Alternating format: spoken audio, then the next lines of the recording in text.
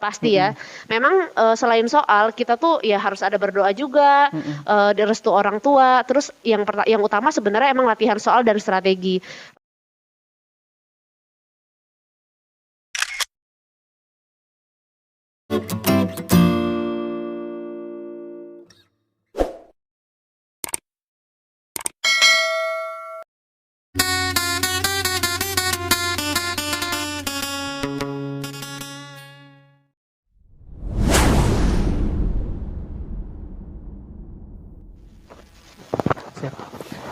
Assalamualaikum warahmatullahi wabarakatuh, sahabat Medi. Kita jumpa kembali di Anjau Silau. Kali ini saya bersama salah satu PNS yang sudah lulus di tahun 2019 dan ternyata 3 kali gagal.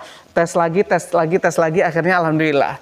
Fathia Zatadini, PNS dari Kementerian Komunikasi dan Informatika Republik Indonesia dan ditempatkan di RRI Bandar Lampung. Iya benar. Wah, Jadi luar biasa, udah cantik gitu ya kan.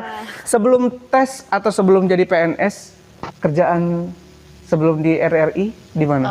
Saya sempat 2,5 tahun itu kerja di bank, jadi RM Relationship Manager. Terus juga sempat 1,5 tahun itu kerja di startup, jadi IT gitu, HRIS software. Oke, kemudian akhirnya itu mulai daftar PNS tahun berapa? Kan 3 kali gagal tuh. Iya, jadi semenjak moratorium, zaman Jokowi moratorium itu kan ada pembukaan tuh 4 kali CPNS dan saya 4 kalinya daftar gitu. Jadi 3 kalinya gagal dan yang keempat akhirnya bisa lolos. Wah. Jadi benar-benar bahkan yang tahun pertama itu dalam 1 tahun itu ada 2 pembukaan CPNS dan saya daftar dua-duanya dan gagal dua-duanya ya. Jadi ya udah bosan gagal. Tapi berarti walaupun kita gagal terus jangan kapok gitu ya untuk coba gitu ya. Iya benar. Jadi kayak kalau menurut saya sendiri sih saya abisin aja jatah gagalnya gitu. Lagian juga semakin sering kita berlatih soal beneran, akhirnya jadi kayak jadi lebih mudah gitu ya. Enggak lebih mudah sih, maksudnya udah punya pengalamannya, ada gambaran dan itu soal juga sampai keriting gitu dicoba-coba terus kayak gitu. Oke. Fathia, ada bedanya nggak sih soal-soal selama kamu gagal sampai kamu berhasil ini? Gambarannya gimana? Sebenarnya gambarannya kalau untuk di tahun 2019, agak deketan aja. Tahun 2019 itu soalnya sebenarnya lebih mudah dibanding tahun 2018. Karena waktu tahun 2018 itu banyak banget yang gagal, banyak banget yang nggak P1, jadi nggak ada yang lolos passing grade gitu. Akhirnya peraturannya diubah, jadi langsung di peringkatin, di ranking gitu. Nah sementara di tahun 2019 itu banyak yang lulus, banyak yang P1, akhirnya tidak mengikuti tahun sebelumnya gitu. Jadi tahun 2018 itu adalah soal CPNS yang menurut saya paling susah. Dan kalau 2 tahun sebelumnya itu nggak, sama aja gitu tingkatannya ya. Dan memang 2019 menurut saya lebih mudah daripada 2018. Ya, dan akhirnya kamu di atas 400 itu ya? Iya, nilainya kemarin 411. Ini luar biasa ini ya. Kenapa milih di Kominfo? Sempat nggak sih ngeklik di mana ya gitu? Iya sempat. Jadi kebetulan ketika tahun 2019 goal saya itu udah berubah gitu. Kalau awal-awal CPNS yang pertama mungkin cita-citanya masih tinggi gitu, maunya Kemenq gitu, maunya Kemenkumham yang di Jakarta kayak gitu. Hingga pada akhirnya saya memutuskan untuk saya mau kembali pulang. Saya pengen pulang ke Lampung.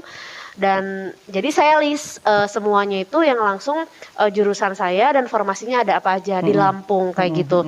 Kebetulan tahun sebelumnya saya daftar instansi yang berbeda dan tahun ini yang ada itu RRI, TVRI dan Diskominfo itu Pemda. Jadi karena salah satu faktornya juga RRI ini dekat dari rumah. Rumah saya 4 menit dari sini. Jadi mungkin ini jalannya gitu ya. Udah jadi akhirnya memilih daftar di RRI di Kementerian Komunikasi dan Informatika. Luar biasa. Padahal kalau di Jakarta mungkin di kementerian kan luar gimana gitu ya di Jakarta. Apa ini karena keinginan sendiri pulang ke Lampung atau ada keinginan orang tua juga? Ya sebenarnya ya itu juga mungkin ridho Allah, ridho orang tua kali ya. Jadi memang termasuk doa ibu juga gitu. Jadi ketika memang daftar yang di sini nggak jauh dari rumah gitu, terus mungkin doain lebih gitu. Dan akhirnya jadi keterima gitu waktu yang keempat kali ini gitu. Oke. Fathia, dibandingkan dengan kerja swasta ya, dibandingkan kerja swasta dan PNS, sekarang generasi milenial kita banyak yang pengen coba daftar PNS. Tiap tahun bukaan pasti ramai yang daftar. Apa sih menurut kamu enaknya jadi PNS itu? Mungkin buat long term kali ya. Kalau misalnya di swasta itu dia fluktuatif gitu dan memang nggak selamanya kita bisa aman di situ gitu. Tapi kalau misalnya tapi sebenarnya kebanyakan ya orang-orang yang sudah merantau kuliah di luar kota, keluar dari Lampung itu most likely akan tidak tertarik untuk daftar PNS. Jadi justru orang-orang seperti saya ini adalah jarang gitu. Gitu sih. Kalau dari saya sendiri kenapa masih banyak yang daftar PNS, karena memang stigma orang generasi-generasi terdahulu kayak baby boomer itu lebih menganggap kalau misalnya pekerjaan itu PNS atau aparatur sipil negara atau BUMN gitu-gitu ya. itu adalah pekerjaan-pekerjaan yang menantu idaman katanya seperti itu. Jadi ya mungkin itu jadi faktor gitu. Sebenarnya kalau secara kesejahteraan ya swasta tidak sejahtera kok dibanding PNS seperti itu. Jadi ya cuman karena memang stigma-stigma seperti itu gitu. Nah, untuk beberapa hal seperti PNS yang katanya malas atau gabut kayak gitu. Nah, itulah fungsinya kita sebagai generasi milenial yang baru jadi PNS bisa mengubah stigma negatif PNS gitu. Iya. Nggak semua kok PNS gabut gitu, nggak semua kok PNS malas-malesan kerjanya kayak gitu. Dan PNS juga nggak, selama ini kan orang berpikir bahwa PNS itu kerjanya santai, padahal nggak juga ya. Nggak santai gitu, nggak juga Tergantung orangnya gitu. ya. Tergantung orangnya, tergantung berada di instansi mana juga seperti itu. Iya, Jadi dan sekarang kan sudah ada aturan untuk kerja disiplin. Bener kan, absen segala macam udah absensi dilihat. pokoknya sekarang ya lebih akuntabel lah gitu. Memang kalau dari PNS itu sendiri untuk yang CPNS itu kita dididik untuk memiliki sifat aneka gitu, Apa tuh? yaitu akuntabilitas, nasionalisme, etika publik, komitmen mutu dan anti korupsi. Wah. Jadi itu memang nilai-nilai yang harus tertanam di dalam jiwa-jiwa CPNS gitu. Jadi mungkin tujuan moratorium itu baik ya. Jadi selain memang mengurangi APBN, jadi ini juga bisa memutus dalam jangka waktu sekian tahun. Jadi refresh gitu. Jadi memang PNS-PNS yang baru ini memang anak-anak muda yang mungkin memiliki semangat yang lebih dibanding orang-orang boomer gitu atau generasi-generasi sebelumnya gitu. Hampir lupa saya mau tanya, ini dulu kuliahnya di mana gitu kan? Oh iya, sebelumnya saya kuliah di Universitas Pajajaran. Bandung ya? Iya, Jatinangor. Itu jurusannya ilmu komunikasi.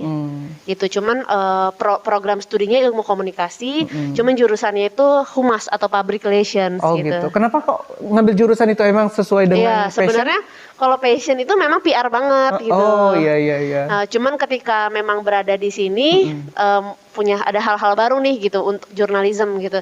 Hal-hal yang memang sebelumnya saya belum pernah rasakan. Jadi challenging juga buat saya yang dulu backgroundnya seorang PR, sekarang terjun di dunia jurnalistik. Ya. Oke, ntar kita obrolin itu. Dan Fathia, pas tes, apa aja sih persiapan kamu untuk mengikuti tes? Apalagi ini kan sebentar lagi nih CPNS dan P3K juga mau tes nih. Ya. Kalau untuk persiapan bulan-bulan sebelumnya ya, menurut saya yang paling penting itu adalah pertama niat.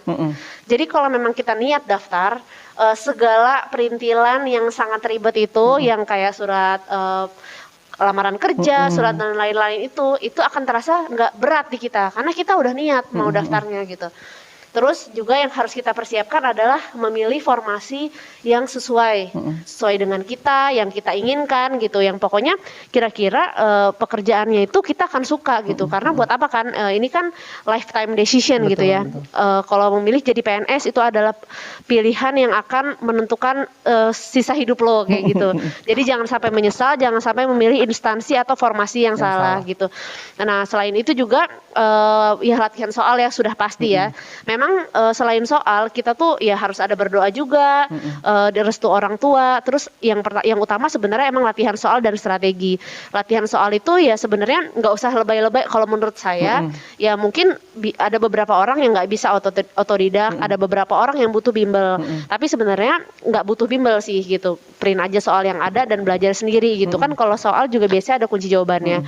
Saya pun waktu tes itu nggak banyak-banyak nih bukunya, kayak ya satu aja sama print dari soal-soal yang suka ada di share-share sama orang gitu. Jadi ya latihan soal itu udah dicicil dari bulan-bulan sebelumnya sih, harusnya sebulan sebelumnya setidaknya dijadwalin aja kayak setiap malam setidaknya spend 2 jam sampai 3 jam untuk latihan soal kayak gitu. Dan memang berkala ya, misalnya kan itu ada 3 ya, TIU, TWK, sama satu lagi yang TPA ya. Nah itu memang latihan 3 itu aja diputer-puter, dan memang latihan soal itu memang bikin kita jadi lebih ya kan udah lama misalnya udah kalau yang baru lulus mungkin otaknya masih fresh, cuman yang udah lama kerja pasti udah lama nih nggak ketemu angka Belum gitu. punya anak gitu kan. Benar, udah lama nggak ketemu angka. Nah itu memang kita mulai supaya familiar lagi nih sama soal-soalnya, itu adalah berlatih gitu. Kalau bisa setiap malam gitu, atau memang kita harus luangin waktu gitu. Untuk apa? Untuk syarat-syarat juga harus dipersiapkan dengan baik, dan juga mental dan juga doa orang tua kayak gitu. Kemarin tuh masih ingat nggak berapa batas lulusnya dari ketiga itu? Lupa Masih sih ingat 110 ya kalau nggak salah ya. Agak-agak lupa 110. Pokoknya kemarin itu aku, strategi aku ya itu, karena matematika itu adalah hal yang paling bisa kita kontrol. Cuman ada jawaban benar atau salah kan, dan kayak exact gitu. Jadi kita memang harus pilih soal itu. Dalam mengerjakan soal kita harus pilih soal yang paling mudah dulu gitu, yang kita tahu ini pasti benar gitu, dan kalau benar poinnya 5 gitu. Nah dikejar di situ. Makanya kemarin aku tuh matematik TIU-nya tuh salah satu gitu. Jadi emang aku kejar, pastiin banget ini jawabannya harus benar, karena memang ada kan pasti jawabannya kayak gitu. Itu kalau buat strategi soal sih. Ada kendala apa pas ngerjain? Lebih ada yang sulit nggak soal-soalnya kalau menurut Fatia? Nah nggak tahu sih, ini memang hoki-hokian ya kan, soalnya itu bener-bener random ya. Jadi memang tergantung doa deh kayaknya. Jadi kebetulan aku memang dapat soal yang kayak kok bisa dikerjain gitu, bisa dikerjain gitu. Jadi emang lebih mudah sih daripada sebelumnya. Cuman buat yang TPA, pokoknya kita soal itu ikutin aja kisi-kisi yang ada di buku-buku ya. Biasanya ada Undang-Undang 45, 4 pilar kebangsaan, itu diikutin aja gitu. Jadi kayak nggak usah laju hafal-hafalin semua tanggal gitu-gitu. Sebenarnya yang basic-basic aja sih, karena nggak terlalu susah sih sebenarnya. Soalnya itu memang butuh strategi aja dalam memilih formasi. Menurut saya itu yang paling penting. Oke, kemudian lulus nih Fatia di sesi itu. Ya. Selanjutnya apa? Selanjutnya kemarin tuh ada wawancara, psikotes, tes kemampuan bidang ya. Ada. Udah lulus dari soal-soal itu ya? Udah lulus dari soal, terus lanjut ke tes kemampuan bidang. Di situ ada wawancara sama psikotes kalau nggak salah. Kebetulan memang online, jadi walaupun wawancaranya offline, kita datang ke Pusdiklat Kominfo. Waktu di sana memang bertemu dengan komputer, jadi sebenarnya offline tapi online gitu, wawancaranya tidak langsung tatap muka dengan yang wawancara kayak gitu. Nah di wawancara ini cukup saya sudah dapat bocoran nih dari orang sebelumnya. Memang yang paling di highlight itu adalah tentang ini apa namanya? Ayo, apa nih? Ingat-ingat lagi nih. Sabar. Ini penting juga nih sahabat Medi untuk kita ingat. Kira-kira supaya jadi gambaran nih gitu. Apa nih? Apa sih kalau itu? Yang radikal, radikalisme. Jadi memang udah di highlight sama angkatan CPNS teman-temanku yang 2018 dan sebelumnya. Itu yang selalu di highlight untuk CPNS terbaru adalah nilai-nilai nasionalisme, kebangsaan gitu-gitu. Berkebangsaan sama radikalisme. Dia tuh kayak mana sih contohnya? Contohnya kayak apabila kamu punya atasan yang berbeda agama, bagaimana gitu. Seperti itu. Kita respon-responnya seperti itu ya. Bagaimana mungkin kita tetap mempertahankan akidah, dan bagaimana mungkin kita harus bisa setoleransi mungkin seperti itu. Karena memang kan yang harus tertanam dalam diri kita kan juga ada Bhinneka Tunggal Ika, yang 4 pilar kebangsaan itu.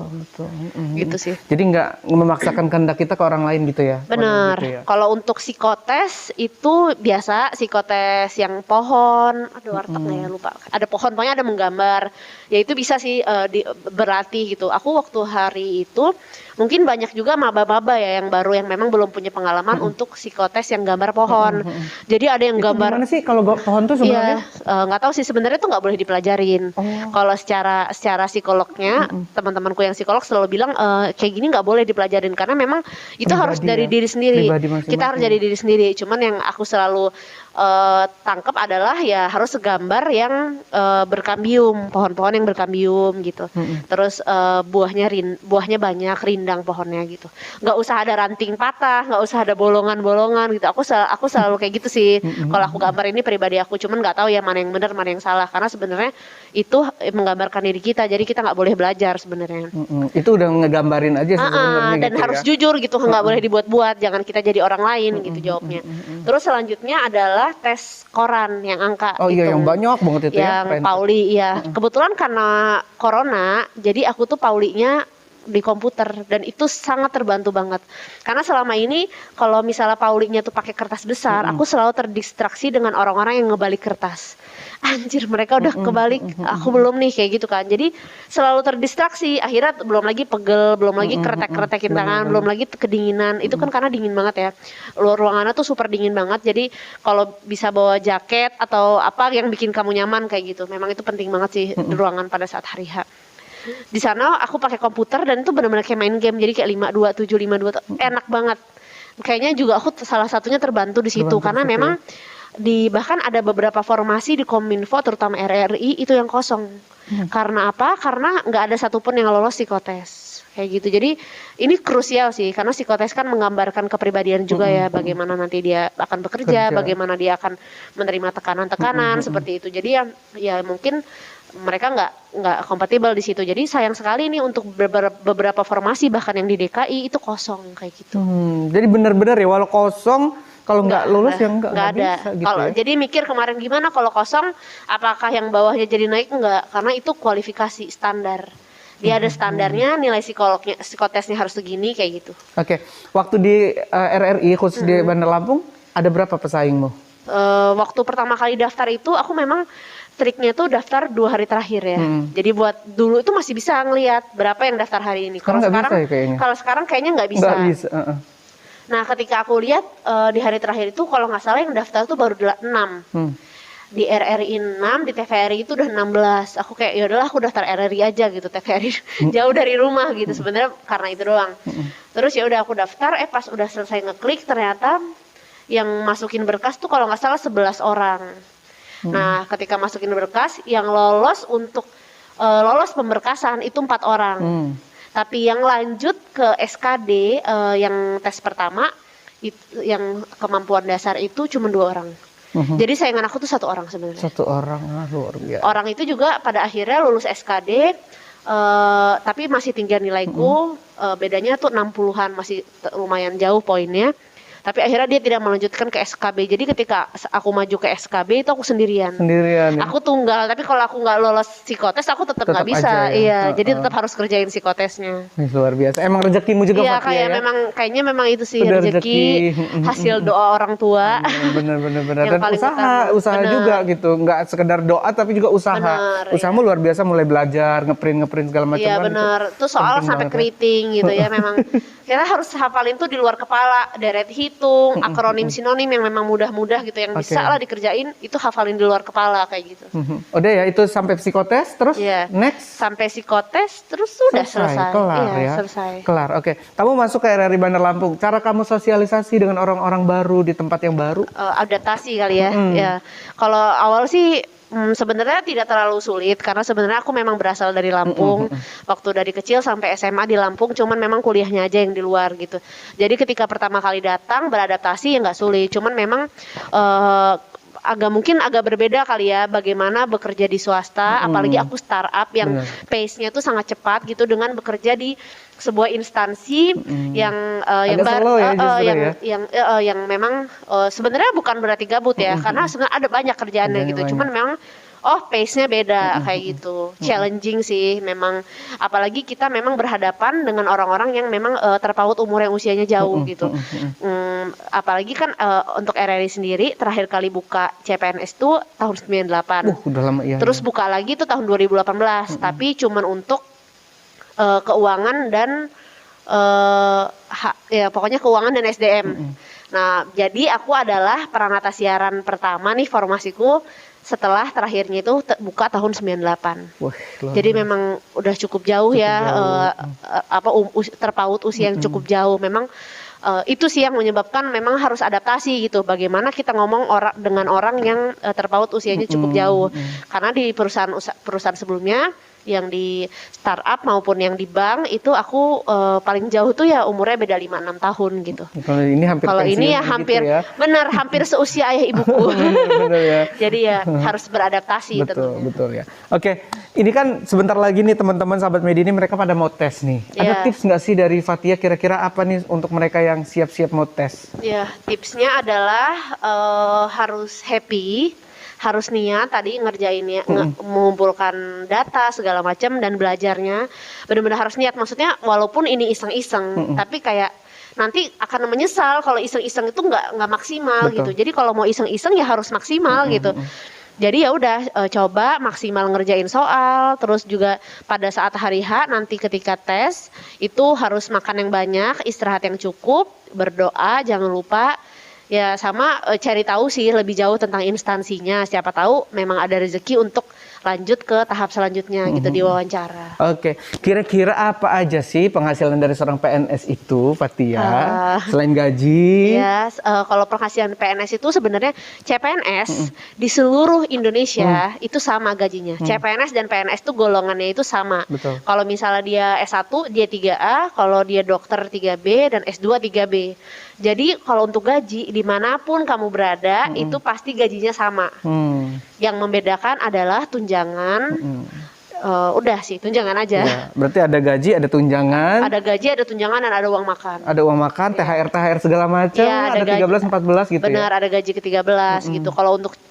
Kalau untuk tahun-tahun yang sebelumnya gaji ke-13 itu sama tunjangan ya. Cuman untuk 2 tahun terakhir ini gaji ke-13-nya hanya gaji pokok aja gitu. Jadi harus pilih, menurut saya harus pilih lokasi yang memang enak gitu. Karena gimana ya, untuk di Jakarta sama di Lampung nih gajinya sama gitu. Jadi ya kalau bisa di daerah aja. Karena di sana pengeluarannya luar biasa. Benar, luar biasa gitu. Oke. Lumayan. Selamat menikmati hidup PNS kamu ya. Mudah-mudahan jadi PNS Mary. profesional dan bisa mengajarkan kepada junior-junior nanti yang mereka akan lulus gitu bisa ya. menjadi PNS yang beraneka ya. Aneka tadi ya, betul. Dan jangan hanya aneka tapi juga inovasinya penting juga tuh ya. Benar. Kalau inovasi itu ada di dalam komitmen mutu. Nah. Jadi memang aneka ini memang yang udah lengkap lah. Udah lengkap di dalamnya. Udah 4 sehat 5 sempurna di dalamnya ya. Oke. Fathia, thank you ya udah kasih informasi ke teman-teman. Mudah-mudahan teman-teman kita doain yang lagi daftar bisa lolos ya. Iya. Amin. Yang penting itu tadi doa, semangat, jangan lemes-lemesan dan niat. Iya, sama niat ya, karena kita di sini tuh buat menjadi abdi negara gitu. Betul. Jangan niat jelek gitulah, mau jadi PNS buat apa, buat Untuk negatif telat-telat gitu ya. Untuk telat atau untuk ngabisin uang negara itu jangan gitu. Niatnya harus lurusin aja niatnya gitu ya. Oke, thank you ya Fathia ya. Iya, sama-sama. Iya, sama Medi kita doain mudah-mudahan lolos ya yang lagi daftar PNS. Jangan lupa like, comment, subscribe dan share video ini jika dirasa bermanfaat. Sampai jumpa di Anjau Sila selanjutnya. Dadah.